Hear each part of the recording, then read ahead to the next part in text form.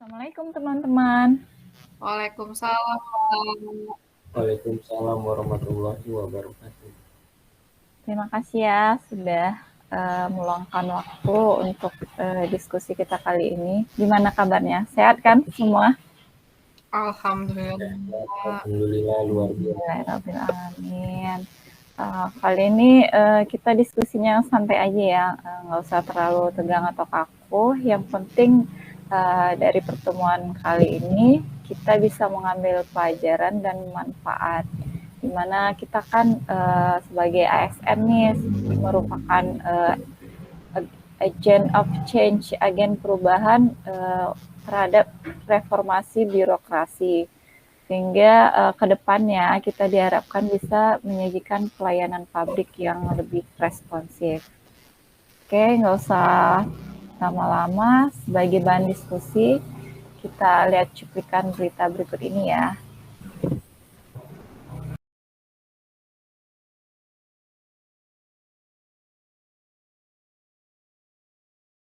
Saudara, berkaitan dengan peringatan Hari Anti Korupsi Sedunia, pekan lalu pemerintah Provinsi DKI Jakarta berhasil memboyong 3 penghargaan dari KPK. Pemprov DKI berhasil membuktikan menjadi pemerintah daerah yang disiplin dalam menyerahkan laporan harta kekayaan penyelenggara negara hingga melaporkan gratifikasi yang mencapai 23 miliar rupiah. Gubernur DKI Jakarta Anies Baswedan naik ke atas panggung hingga 3 kali. Yang pertama bersama Gubernur Jawa Tengah Ganjar Pranowo dan 4 perwakilan Pemda lain. Anies Baswedan menerima penghargaan dari KPK sebagai pemerintah daerah yang paling disiplin menyerahkan laporan harta kekayaan penyelenggara negara atau LHKPN. Anies kembali naik panggung untuk menerima penghargaan KPK sebagai daerah yang paling banyak melaporkan gratifikasi sepanjang 2018 dan satu lagi penghargaan terkait aplikasi pelayanan publik. Dengan 3 penghargaan ini, Gubernur Anies berterima kasih pada jajarannya di Pemprov DKI Jakarta dan ini menjadi bukti komitmen Pemprov DKI melawan korupsi.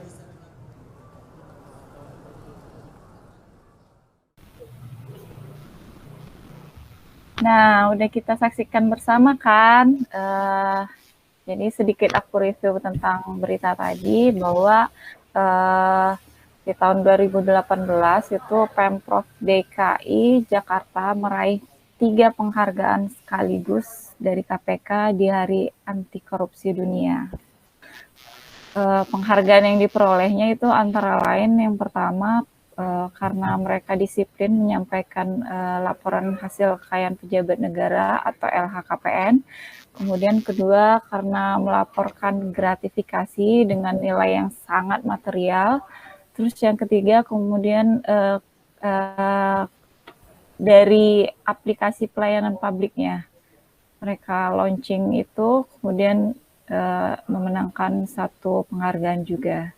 Nah, bagaimana nih tanggapan dari teman-teman semua terkait dengan berita tadi jika kita hubungkan dengan akuntabilitas dan anti korupsi? Kira-kira siapa nih yang mau menanggapi duluan? Mbak Mo, saya deh mau nyoba nanggepin. Oke, silakan Mas Ahmad. Oke, makasih Mbak Momo. Mohon izin teman-teman semua. Jadi kalau dari video yang tadi diputar sama Mbak Momo, kalau menurut saya keren sih Pemprov DKI ini mereka bisa dapat 3 penghargaan sekaligus gitu kan. Dan 3 penghargaan itu pun bisa dibilang penghargaan di bidang yang memang cukup vital gitu. Penghargaan pertama itu jelas-jelas membuktikan akuntabilitas dari Pemprov DKI yang sudah sangat baik gitu. Karena sebagaimana yang udah kita pelajari, akuntabilitas kan bisa ditunjukkan melalui sebuah laporan ya. Nah, bisa secara disiplin menyampaikan laporan itu bagi sebuah instansi pemerintah itu udah luar biasa sekali gitu. Jadi menurut saya memang Pemprov DKI ini layak untuk dapat penghargaan yang pertama tadi. Nah, terus terkait penghargaan yang kedua, yang gratifikasi. Gak gampang loh untuk menolak gratifikasi, apalagi kalau nilainya besar gitu. Butuh komitmen yang kuat untuk bisa menahan godaan-godaan menerima gratifikasi. Nah, dengan nilai laporan yang tadi disebut sampai miliaran segitu, itu udah menunjukkan bahwa segenap jajaran Pemprov DKI berarti telah berkomitmen untuk memberikan pelayanan secara ikhlas dan tidak menerima gratifikasi. Bahkan mereka secara disiplin melaporkannya. Nah, terkait penghargaan yang terakhir, yang aplikasi pelayanan publik itu, wah itu juga nggak kalah penting sih. Secara zaman sekarang gitu kan, apa-apa pakai aplikasi gitu. Jadi ya keren aja Pemprov DKI bisa mengikuti perkembangan zaman dan itu juga memudahkan bagi warga DKI bisa mendapatkan pelayanan yang lebih efektif dan efisien. Gitu sih Mbak kalau menurut Ya, saya. mungkin ada. Aku mau menanggapi dulu. Ya, Kan silakan tadi Mbak kan, Citra. ya makasih Mbak. Tadi kan bilangnya akuntabilitas dan anti korupsi ya. Kalau akuntabilitas oke lah, informasi di DKI itu emang transparan banget, aku akuin itu. Tapi kalau untuk anti korupsinya itu apa sih udah bener-bener bersih ya? Soalnya kayak yang baru-baru ini kan Gubernur Anies Baswedan kan pernah ada kebijakan rumah DP 0% tuh. Nah, kan sekarang ini baru ada berita yang KPK menyelidiki tersangka yang Rudi Hartono, itu kan juga menyeret beberapa pegawai di Pemprov DKI kan. Contohnya Pak Faisal Syafruddin. Beliau itu dulu pernah menjabat jadi Kepala Badan Pajak dan Retribusi Daerah. Terus juga ada Edi Sumatri yang dulu pernah di Badan Pengelola Keuangan Daerah dan juga jajarannya itu. Mereka kan tersandung kasus korupsi rumah DP 0% yang di daerah Munjul, Pondok Ranggon, sama Cipayung. Nah itu apa mereka masih bisa dianggap bebas dari korupsi gitu? Karena nyatanya juga di berita ada isu seperti itu gitu. Baik, Mbak Sita, izin saya untuk menanggapi. Ya, Untuk kasus silakan Mas korupsi Fajar. lahan tersebut memang menyeret Pemprov DKI Jakarta. Karena anggaran dalam pengadaan tanah tersebut bersumber dari APBD yang dibahas dan ditetapkan oleh Pemprov dan DPRD DKI. Nah, di sini tersangkanya adalah ada 3 tersangka personal dan 1 tersangka korporasi. Jadi ini bisa dikatakan kasus ini merupakan penyelewengan kekuasaan jabatan yang dilakukan oleh tersangka untuk memperkaya diri sendiri. Dan di dalam kasus ini, Gubernur DKI Jakarta yaitu Bapak Anies Baswedan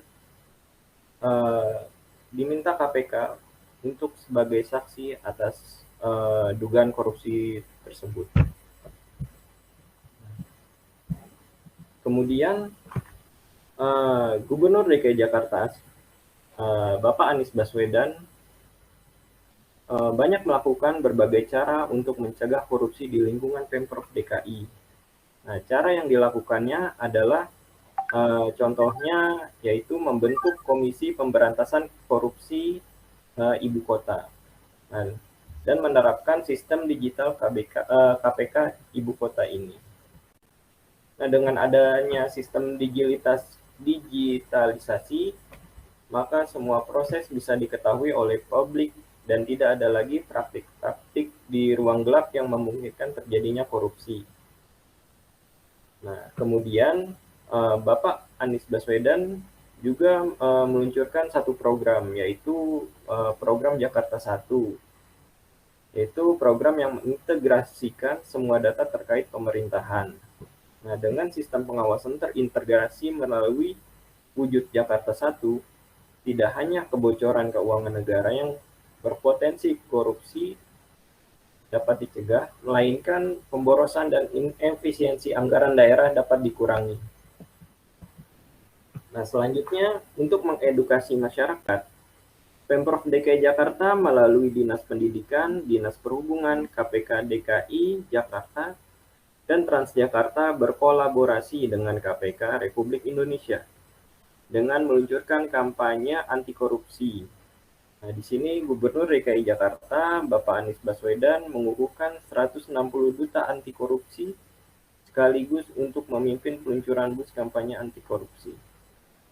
Duta Anti Korupsi yang terdiri dari 80 unsur guru dan 80 unsur siswa ini akan berkeliling dari sekolah ke sekolah untuk melakukan pendidikan anti korupsi. Kemudian para duta anti korupsi ini bersama dengan KPK Ibu Kota berkampanye di sekolah melalui cara-cara kreatif demi menumbuhkan budaya anti korupsi sedari dini. Bentar Mas, aku mau menanggapi lagi. Kan itu kan yang dilakukan Pak Anies Baswedan kan preventif ya. Tapi kan untuk yang isu sekarang ini, itu kan udah terjadi. Maksudnya emang bener kan, apa nggak mungkin dong Pemprov DKI nggak tahu atas semua hal yang dilakukan sama pihak ketiga itu. Karena kan hitungannya mereka udah kerjasama tuh. Pasti tahu dong, pasti kayak apa ya, itu kayak sensitif banget. Dan isunya tuh udah menyebar Saya gitu ada loh. Mbak Sita mau Itu apa yakin nanggepin. mereka tuh bener-bener bebas dari korupsi itu? Jadi kalau yang tadi dipaparkan sama Mas Fajar, ya saya setuju sih. Iya tadi yang kayak dipaparkan sama Mas Fajar itu bahwa Pemprov DKI sudah mempunyai beberapa langkah preventif, ya kan? Terus Pemprov DKI melalui Pak Aniesnya meluncurkan program-program, ya kan, untuk mencegah sekaligus untuk mengontrol, mengendalikan, ya kan, agar tindak korupsi bisa diminimalisir atau bahkan dihilangkan dari Pemprov DKI. Nah, terus terkait dengan kasus yang tadi disampaikan sama Mbak Sita, yang katanya orang-orang DKI, orang-orang Pemprov DKI diseret gitu kan dalam kasus tersebut. Ya kalau saya pribadi sih, saya nggak mau langsung ngejudge ya, karena mereka diseretnya sama KPK itu untuk apa dulu gitu kan. Kalau misalkan mereka dipanggil sama KPK karena terseret kasus itu hanya untuk memberikan keterangan, hanya untuk sebagai saksi, nah kita nggak bisa tuh langsung ngejudge bahwa mereka juga terlibat dalam kasus korupsi itu. Karena ketika KPK memanggil satu pihak untuk menjadi saksi, ya kan, itu kan bukan berarti KPK mencurigai bahwa orang tersebut juga terlibat dalam kasus korupsi tersebut. Misalnya, contoh dulu pernah tuh Bu Sri Mulyani waktu masih menjabat di World Bank kan, waktu itu dia pernah dipanggil KPK untuk diperiksa.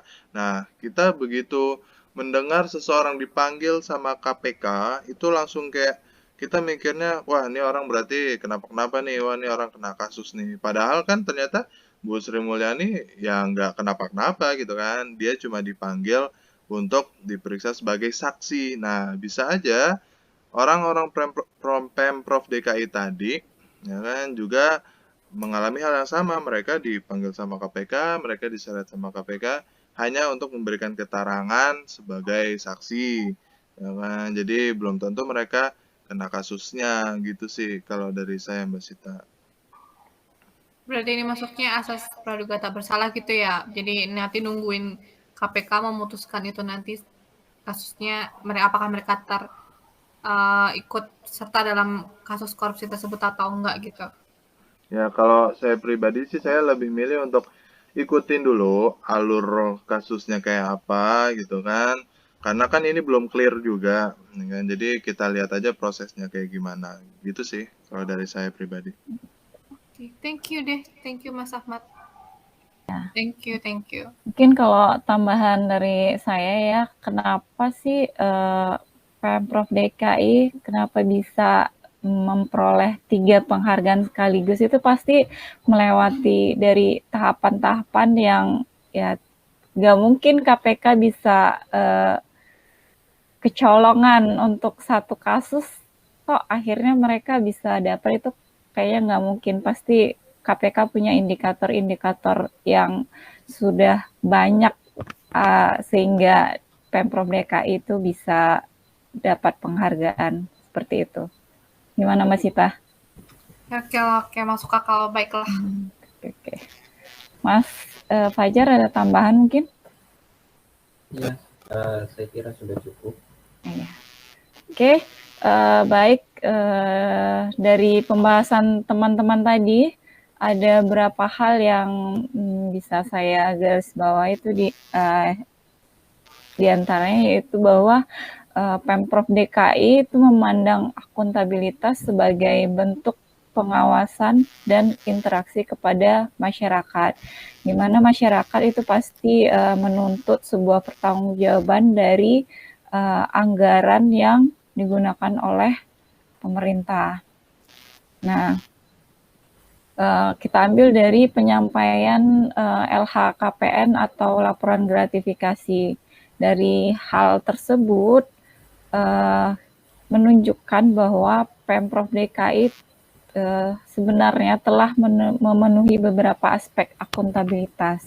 Di antaranya itu yang pertama, accountability is a relationship. Jadi tercipta hubungan antara Pemda dengan masyarakatnya. Kemudian yang kedua, accountability is result oriented. Jadi dengan akuntabilitas maka akan muncul, akan ada perilaku aparat pemerintah yang bertanggung jawab, adil, dan inovatif. Yang ketiga itu accountability is meaningless without consequence. Jadi bagi Pemprov DKI melaporkan itu adalah sebuah konsekuensi atas kewajiban mereka sebagai penyedia layanan publik. Kemudian yang keempat, accountability improve performance. Jadi dengan akuntabilitas secara tidak langsung Pemprov DKI juga memperbaiki kinerjanya, baik itu aparat maupun kinerja instansi. Kemudian kaitan bahasan tentang anti korupsi itu Pemprov DKI tidak hanya fokus terhadap perbaikan sistem pelayanan publiknya saja, tetapi termasuk semua pihak atau unsur yang berhubungan dengan pelayanan publik itu sendiri. Contohnya seperti yang dijelaskan Mas Fajar tadi, ada pengukuhan duta korupsi atau program kampanye anti korupsi dan sebagainya. Jadi sepertinya Gubernur DKI Anies Baswedan ini memandang bahwa semua orang, semua personil itu memiliki kompetensi, relevansi, dan orientasi yang sama untuk memberantas korupsi tersebut. Nah, kemudian jika dikaitkan antara akuntabilitas dengan anti korupsi di Pemprov DKI, ternyata dengan adanya akuntabilitas tersebut, Pemprov DKI jadi punya kontrol demokratis, yaitu mereka bisa dapat dan cepat mengambil keputusan yang lebih pro ke masyarakat. Kemudian yang kedua itu otomatis mereka pasti mencegah korupsi dan penyalahgunaan wewenang. Kemudian kaitannya yang ketiga, meningkatkan efisien dan efektivitas pelayanan publik. Jadi dari secara keseluruhan itu dapat disimpulkan bahwa Pemprov DKI Jakarta ini merupakan salah satu best practice, percontohan, contoh yang baik lah untuk pemerintah daerah di Indonesia dalam hal penerapan akuntabilitas dan anti korupsi. Gimana teman-teman? Setuju ya bahwa Ini setuju. Pemprov DKI itu bisa jadi contoh lah buat Pemda-Pemda yang Lainnya. ada di Indonesia. Oke. Baik, karena keterbatasan waktu nih, sepertinya kita akhiri diskusi kita. Semoga dari bahasan kita hari ini, kita sebagai ASN milenial bisa terus menjaga nilai-nilai akuntabilitas kita selama bekerja dan berkata tidak untuk korupsi. Terima kasih teman-teman atas waktunya. Semoga sehat selalu. Assalamualaikum warahmatullahi wabarakatuh. Terima kasih semua.